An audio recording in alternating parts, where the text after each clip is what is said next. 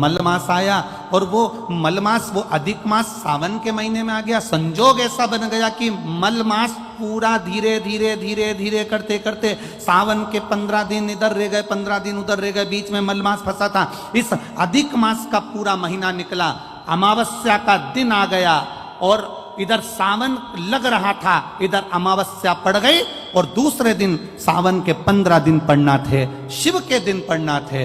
और शास्त्र कहता है अधिक मास का आखिरी दिन और सावन का महीना वापिस लग रहा हो, उस दिन 33 कोटि देवी देवता भगवान शंकर के मंदिर में खड़े होकर अपनी जिंदगी का सारा पुण्य लौटाते चालू कर देते हैं, पूरा पुण्य।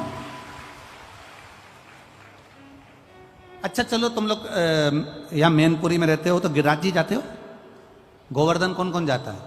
जाते हो आप लोग? अब रखिए, तो वहां पर अमावस्या पूर्णिमा को लोग भंडारा चलाते हैं। चलाते कि नहीं चलाते? आप लोग तो यहीं रहते हो ना। कहीं कहीं अमावस्या पूनम को अमावस्या पूर्णिमा को भंडारा क्यों चलाते हैं? उसका कारण क्या है? इनने कौन सी कथा सुन रखी है कि अमावस्या पूर्णिमा को भंडारा करो?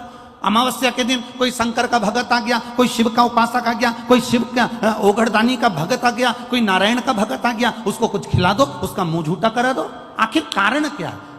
बड़े बड़े घरों में ब्राह्मण को निमंत्रण दिया जाता है, अमावस्या है पंडित जी आ जाना, भोजन कर जाना। पूर्णिमा है पंडित जी आ जाना, भोजन कर जाना। पूर्णिमा के दिन कथा कर जाना, अमावस्या के दिन कथा कर जाना। अमावस पूनम का ऐसा योग क्यों बनता है? उसका कारण केवल एक, शिव महापुराण की कथा कर रही है।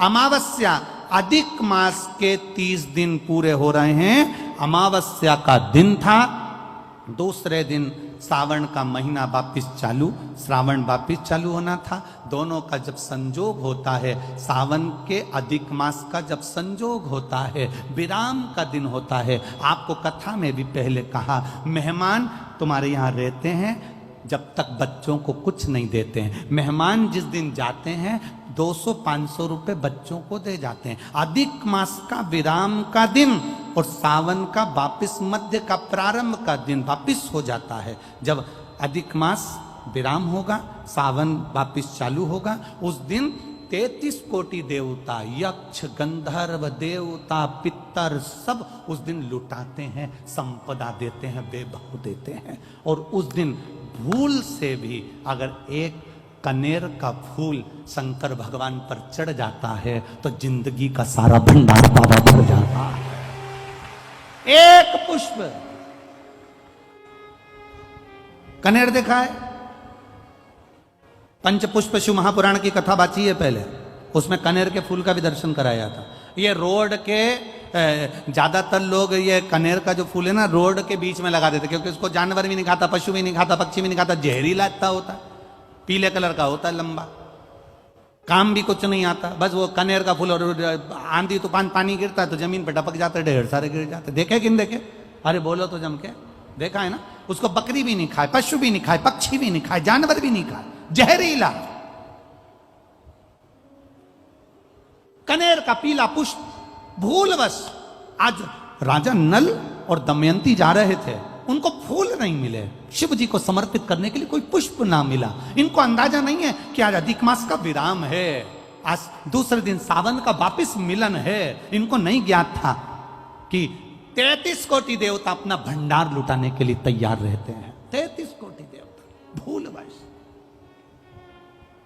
हमसे लोग कह रहे थे, गुरुजी आपने सीहोर की जो कावड़ यात्रा रखी वो 16 अगस्त को रखी, जिस दिन अधिक मास का विराम है और दूसरे दिन वापिस सावन चालू है। कम से कम संडे को रखना था, रविवार को रखना था, तो लोग ज्यादा आते पहुंचते। हमने कहा, हमें लोगों से मतलब नहीं, हमें संजोग से मतलब है। जिस दिन बाबा को जल चढ़ेगा, कनेर का फूल चढ़ेगा, उस दिन बाबा मेरा कुबेर भंडारी कितना दे जाएगा यह किसी को नहीं मालूम है।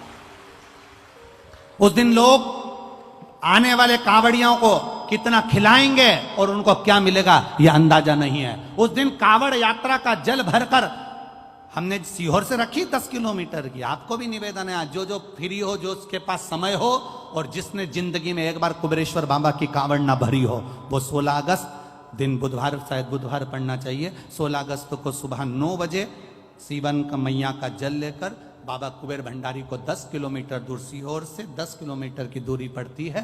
बाबा का भजन करते हुए, नाम जाप करते हुए, 2 हाथ में सुंदर, या तो तुम कंधे पर कांवड़ ले लो, या हाथ में ले लो, या बोतल ले लो, बाबा को समर्पित करके एक कनेर का पुष्प दिल से, जो ये दमयंती और नल की कथा कर रही है, भूलवश चढ़ गया, भूलवश, अनायास, मालूम नहीं है कि कनेर का पुष्प चढ़ गया। अब इनको पुष्प ना मिला, पुष्प ना मिला, ना मिलने पर इन्होंने देखा मार्ग से जाते जाते इस पुष्प पर ना पक्षी बैठ रहा है, ना पशु बैठ रहा है, ना इसको कोई खा रहा है, ना कोई जान रहा है। पुष्प देखा, कनेर का पुष्प सम्मुख था, छीना और उठाकर उस दमयंती ने अपने पति नल को दिया। नल ने वो पुष्प देव अधिदेव महादेव को समर्पित किया। समर्पित करा हुआ पुष्प नीचे गिर गया। नीचे गिरा तो वो गिरता हुआ पुष्प अशोक सुंदरी वाली जगह पर जाकर टिक गया।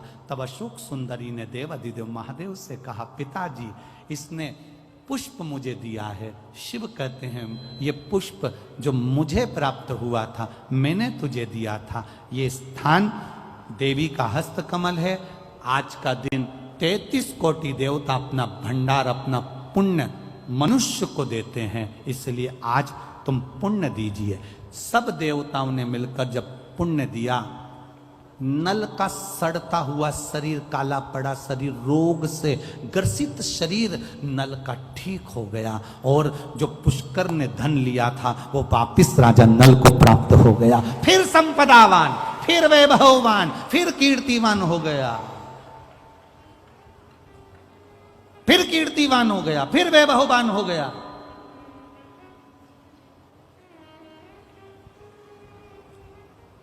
अब दिया किसने? जम के बोलो जरा, देव अधिदेव महादेव। खाली